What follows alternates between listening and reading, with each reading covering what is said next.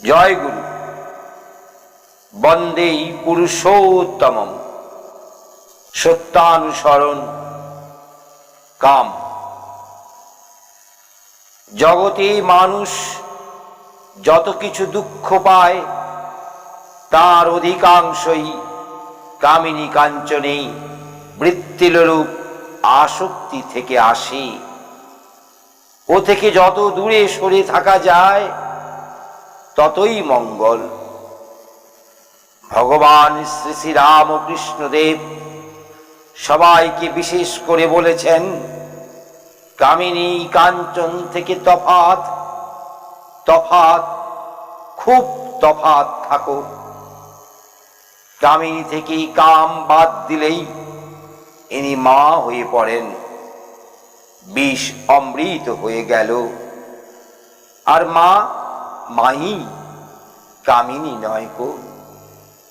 মার শেষে গি দিয়ে ভাবলেই সর্বনাশ।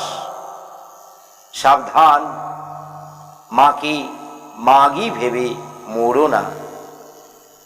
প্রত্যেকের মাই জগৎ জননী। প্রত্যেক মেয়ে নিজের মায়ের বিভিন্ন রূপ এমনতর ভাবতে হয়। মাতৃভাব হৃদয়ে প্রতিষ্ঠিত না হলে স্ত্রীলোককে ছুতে নেই। যত দূরে থাকা যায় ততই ভালো।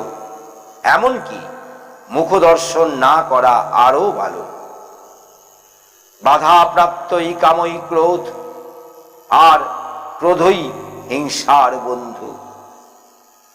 আমার কাম ক্রোধাদি গেল না বলে চিৎকার পারলে কখনোই তারা যায় না। এমন কর্ম, এমন চিন্তা অভ্যাস করে নিতে হয় যাতে কাম ক্রোধাদিরও গন্ধ নেই। মন যাতে ওসব ভুলে যায়। মনে কাম ক্রোধাদির ভাব না এলে কি করে তারা প্রকাশ পাবে? উপায় উচ্চতর উদার ভাবে নিমজ্জিত থাকা। সৃষ্টিতত্ত্ব, গণিত বিদ্যা, রসায়ন শাস্ত্র ইত্যাদির আলোচনায় কাম রিপুর দমন হয়। কামিনী কাঞ্চন সম্বন্ধীয় যে কোনো রকম আলোচনাই ওতে আসক্তি এনে দিতে পারে। ওসব আলোচনা থেকে যত দূরে থাকা যায় ততই ভালো। জয় গুরু।